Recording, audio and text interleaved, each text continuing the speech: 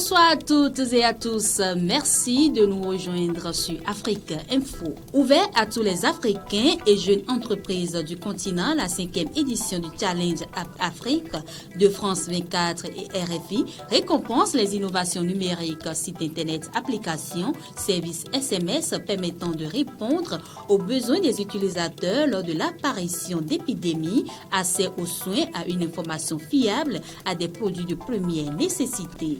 Le ou la lauréate qui se verra financer le développement de son projet sera dévoilé ce mardi 16 février à 15h lors d'une émission spéciale diffusée en Facebook Live sur les comptes de France 24 et RFI, co-présentée par Caroline Paré RFI et Majorine Payon France 24. Le 8 janvier avait été annoncé les noms de 10 candidats sélectionnés issus de 9 pays africains pour des initiatives numériques innovantes permettant de répondre aux besoins des utilisateurs lors de l'apparition d'épidémies. Les 10 finalistes bénéficieront d'un accompagnement personnalisé au sein d'un incubateur présent dans le pays d'origine. Le lauréat se verra financer le développement de son projet. Et puis, la Nigériane Ngozi Okonjo-Iweala a été nommée lundi 15 février, première femme et première africaine à la tête de l'Organisation mondiale du commerce OMC dans l'espoir de mettre fin à des années de blocage de l'institution. Les membres de l'OMC viennent d'accepter de nommer la docteure Ngozi Okonjo-Iweala comme prochain directeur général de l'OMC. La décision a été prise par consensus lors d'une réunion spéciale du Conseil général de l'organisation aujourd'hui a annoncé l'OMC une quinzaine de minutes après l'ouverture de la réunion. Elle s'est ensuite exprimée devant les médias. Je cite, « C'est à la fois incitant et intimidant parce que je prends les rênes de l'OMC à un moment de grande incertitude et de défis », a-t-elle déclaré. À l'heure actuelle, l'OMC est confrontée à de nombreux défis et il est clair pour moi que des réformes profondes et de grande envergure sont nécessaires. On ne peut pas continuer comme avant, a-t-elle martelé. Elle a dressé une longue liste de tâches assurant que ses 3 principales priorités au cours des prochains 100 jours seront dans 3 domaines. La réponse à la pandémie et à celle à venir, les subventions à la pêche et régler les défaillances du bras juridique de l'OMC. Après plus de 3 mois de conflit au Tigré, de nombreux témoignages commencent à émerger sur les combats et les crimes commis contre les civils. Face à ces accusations, le gouvernement éthiopien fait bloc et assure que tout est revenu à la normale dans la région. Pourtant, à Mekele, capitale de la province du Tigré, après la tenue des manifestations, la semaine dernière, certaines sources ont parlé d'un mort et de nombreux blessés, d'autres parlant même de 28 morts. Le gouvernement lui-même ne s'exprime pas. Les manifestations survenues la semaine dernière à Mekele avaient lieu pendant la visite de leaders religieux éthiopiens et l'armée est accusée d'avoir tiré à balles réelles pour réprimer le mécontentement. Mais comme depuis 3 mois, en ce qui concerne le Tigré, l'accès à l'information est minime, toujours limité par la coupure d'Internet et le manque d'accès. Dernier exemple en date, un bilan dressé par 3 partis d'opposition qui fait état de plusieurs dizaines de milliers de victimes civiles dans la province. Un bilan rapidement balayé d'un revers de main par le gouvernement qui n'offre, lui, de son côté, aucun chiffre.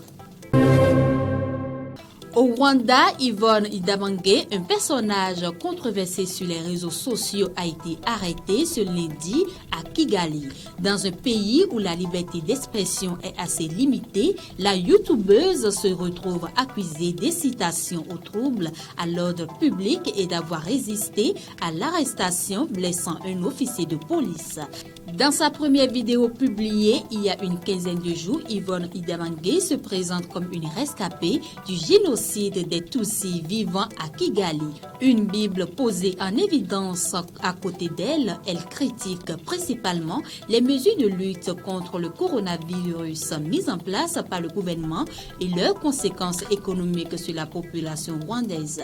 Elle assure qu'elle ne peut rester silencieuse alors que ses compatriotes souffrent et va jusqu'à appeler les généraux du pays à libérer les Rwandais. Ce lundi, peu avant son arrestation, elle avait publié publié une vidéo très virulente dans laquelle elle assure que le président Paul Kagame serait mort depuis longtemps. Une fausse rumeur régulièrement relayée sur les réseaux sociaux. Le communiqué de la police indique que ces vidéos sont un mélange de politique, de folie et de propos criminels et qu'elle a blessé un officier avec une bouteille lors de son interpellation. Au Gabon, le ministre de la Santé Guy Patrick Obiang-Dong a annoncé lundi 15 février qu'un laboratoire gabonais homologué par l'OMS a découvert le variant britannique du coronavirus dans le pays. La découverte a notamment été effectuée par le Centre international des recherches médicales de Franceville. Le gouvernement inquiet rappelle les populations à respecter les mesures barrières. À Madagascar, les paramédicaux observent une grève générale depuis une semaine désormais. Ils réclament le paiement de l'indemnité de réquisition promise durant la crise du Covid-19 ainsi que celle prévue en cas d'éloignement spécial tous les 2 régis par la loi. Ils revendiquent enfin le recrutement des agents bénévoles de santé qui, pour certains, travaillent depuis 5 ans au service de l'État sans jamais avoir été payés. À l'issue d'une conférence de presse ce lundi 15 février organisée pour évoquer les prochaines étapes de lutte, les syndicalistes ont été sollicités par le ministère de la Santé pour s'asseoir à la table des négociations. Cependant, rien ne semble encore avoir abouti dans une ambiance tendue.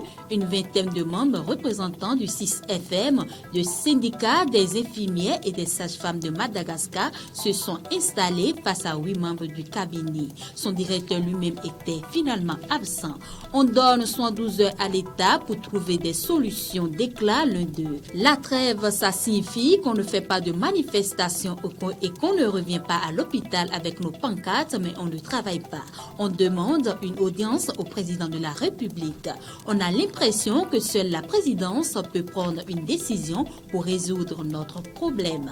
On est prêt pour les négociations, mais si après les 112 heures, aucune solution n'est trouvée, on va continuer à intensifier la grève. À l'heure où le nombre de patients atteints du Covid-19 enregistre une véritable hausse dans le pays, l'intensification d'une grève des agents de santé est de mauvais augure pour un système de soins malgache déjà extrêmement affaibli.